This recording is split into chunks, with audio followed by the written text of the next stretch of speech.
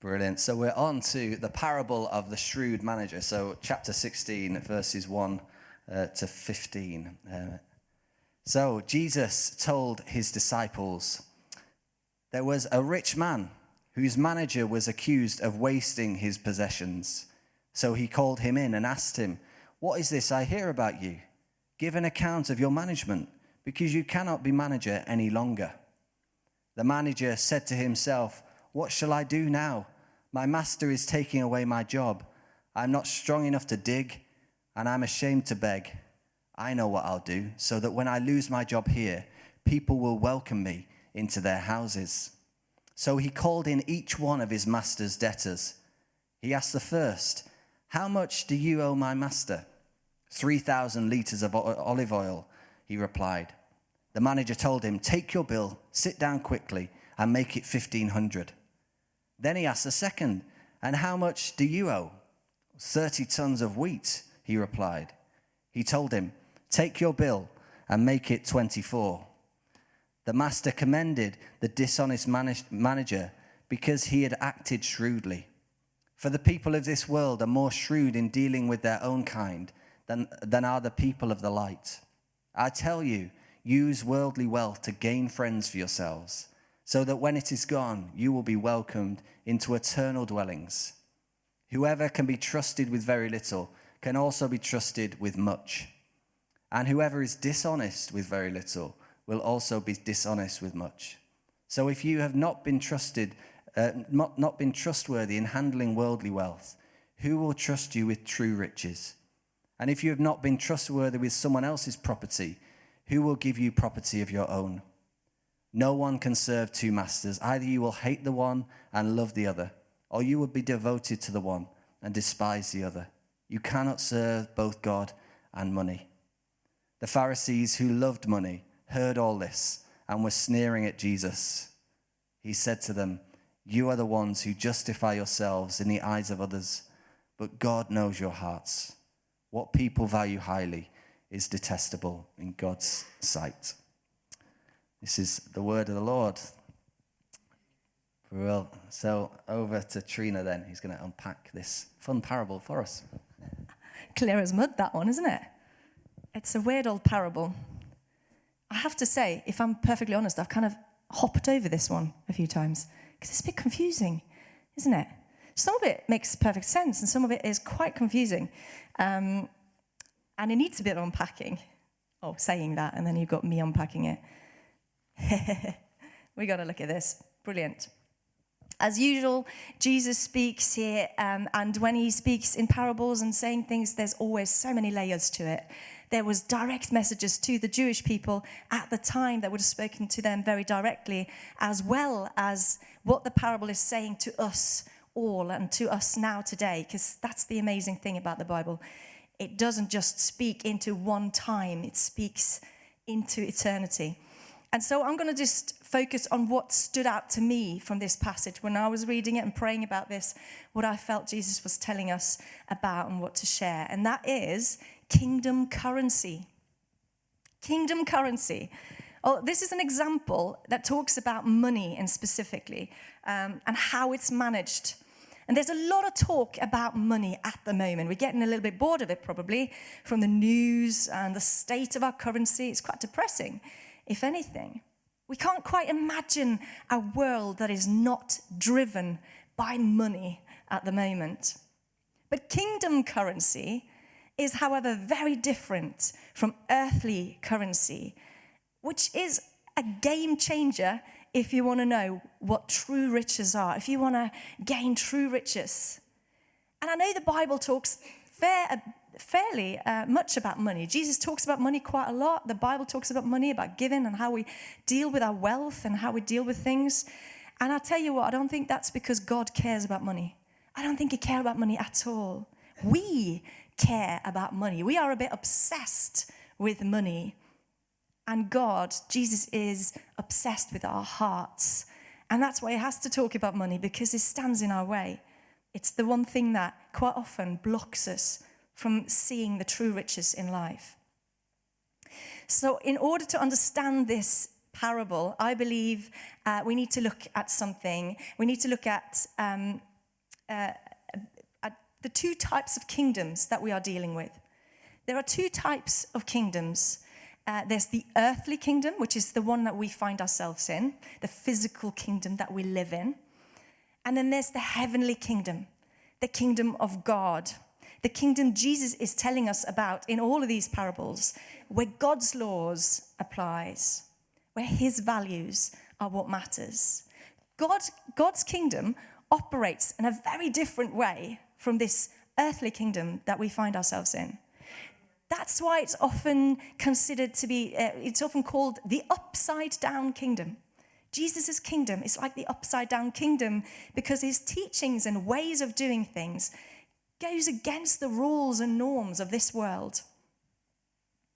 That's why we can say that worldly wisdom is very different from godly wisdom.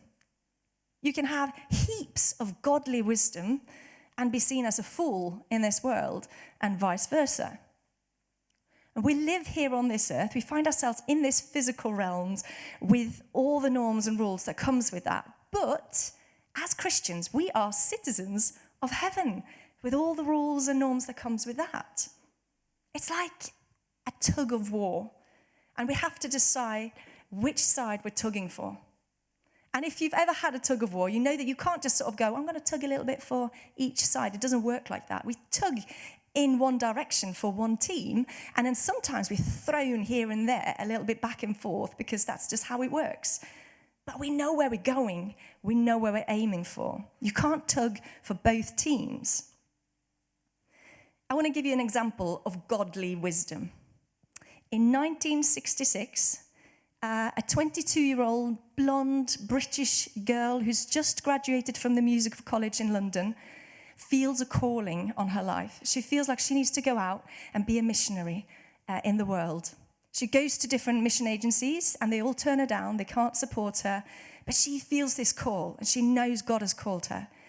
And so she buys a ticket on a really, really slow boat going towards Hong Kong. And she's got £10 in her pocket. She's got no big plan. She's got no connections. But she knows God has called her. And she's praying the whole way, and she's asking God to tell her when to hop off the boat. And when she gets to Hong Kong, he tells her to hop off the boat and go into Hong Kong. And he leads her into what's called the Walled City. You can see some pictures of this place. It's a hugely, densely populated place in Hong Kong. It's ungoverned. It's ruled by gang leaders, and it's the opium center. And extreme poverty and violence is going on there. They throw the sewers in the streets. You can imagine. She's not prepared for this, but she knows she's called to be there. Now, if you have worldly wisdom, you wouldn't choose to just go somewhere like that. This makes absolutely no sense. Why would someone think that they could even go and make a difference in a place like that? No money, no connections, no anything, no cultural experience of that place. But she knows, because she's got a calling by God, that that's where she's supposed to be. It makes no sense. And yet, hundreds of people are saved because of her faithfulness in that situation. People are freed from their drug abuse and their addictions.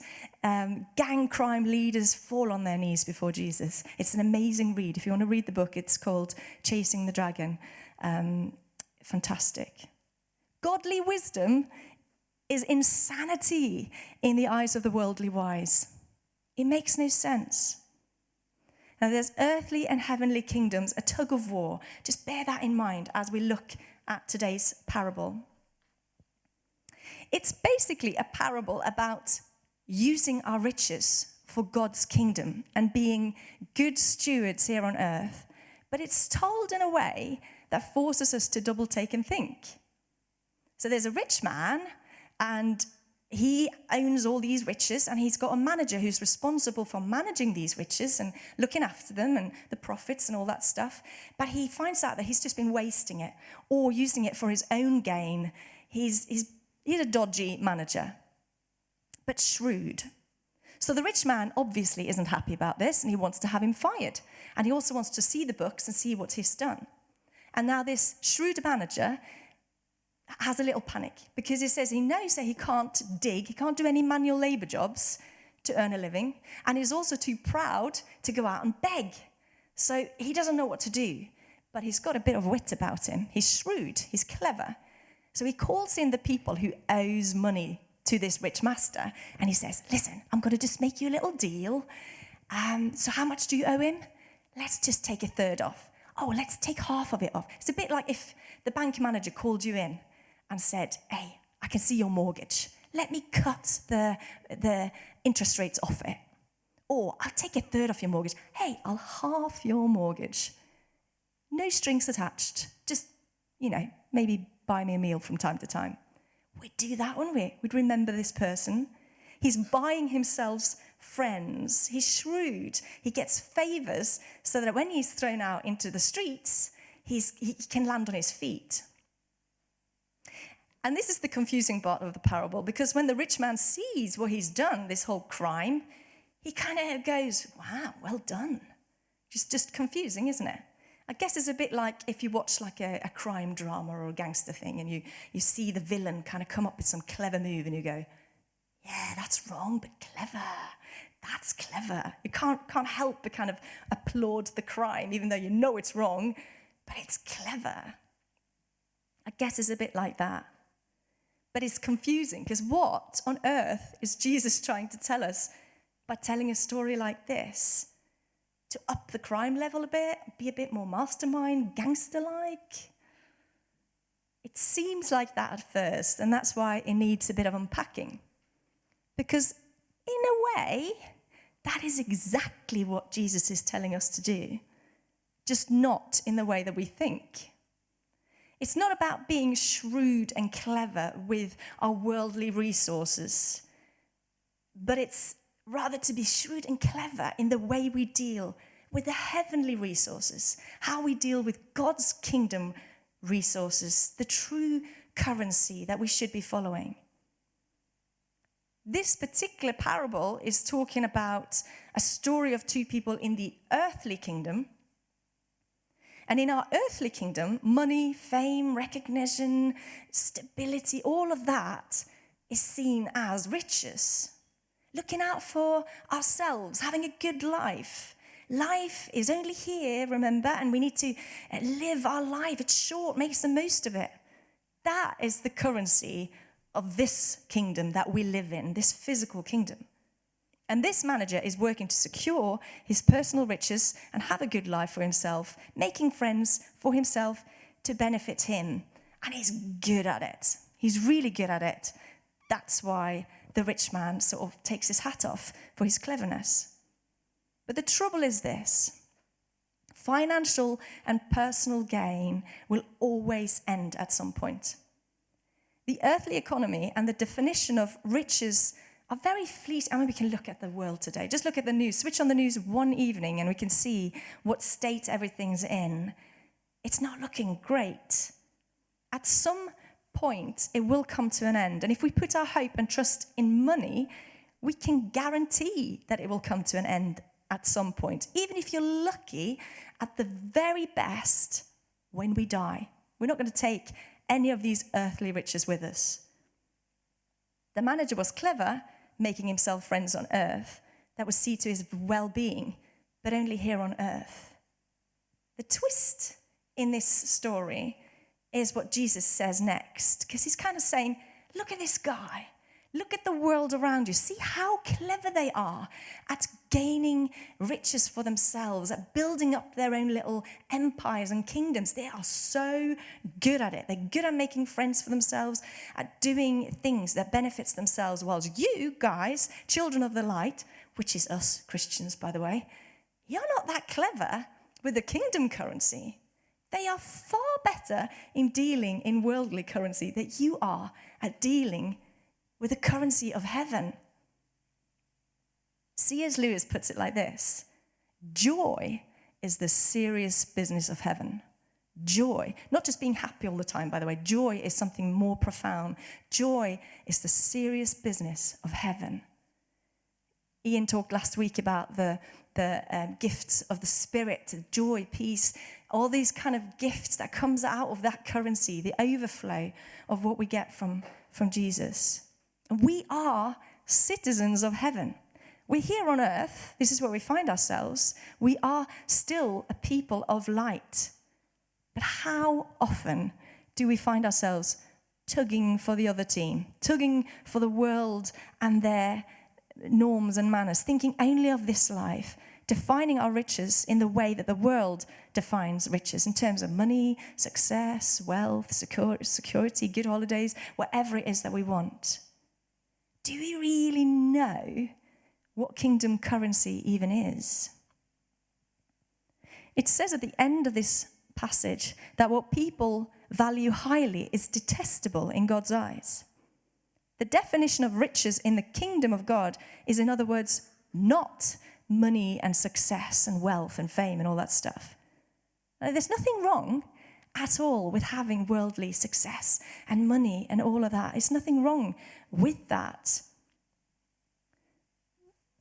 But it's what we do with what we have that tells us a lot about which kingdom we truly are tugging for.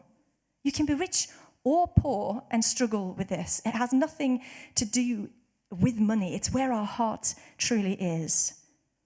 Jesus says, you can't serve two masters.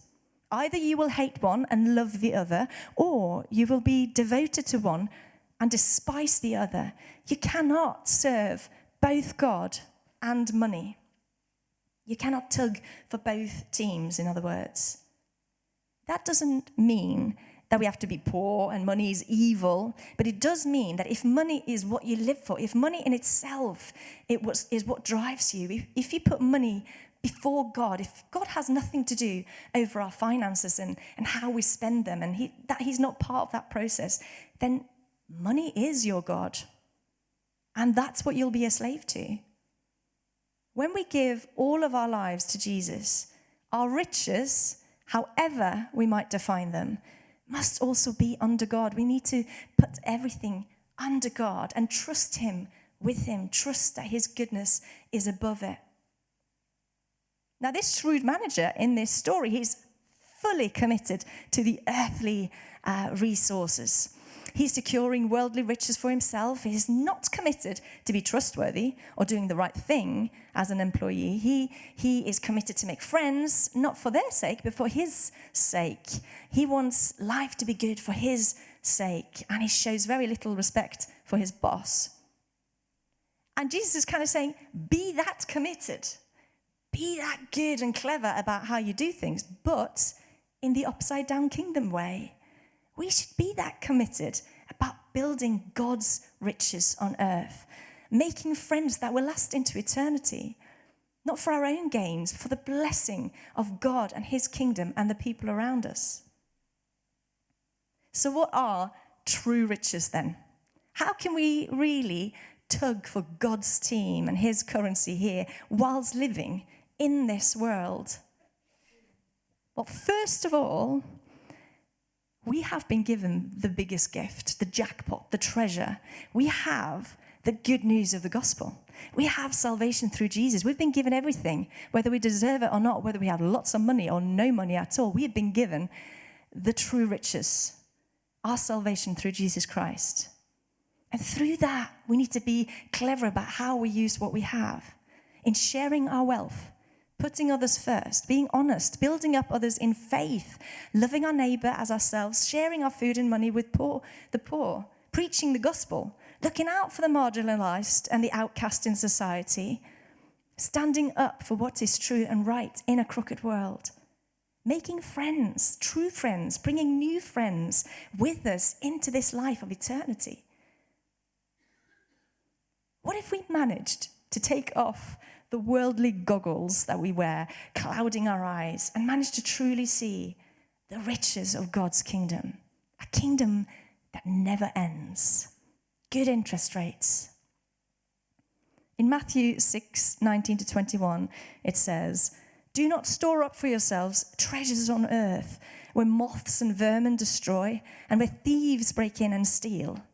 But store up for yourselves treasures in heaven, where moths and vermin do not destroy, and where thieves do not break in and steal.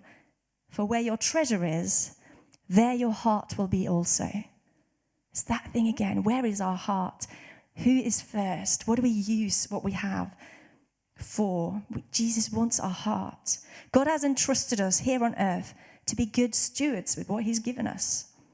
God has given us riches and gifts of different kinds, not just financial, skills, wisdom, etc. All the gifts he has given us, all of it to be used for his glory, for the benefit of people around us, not just to serve ourselves.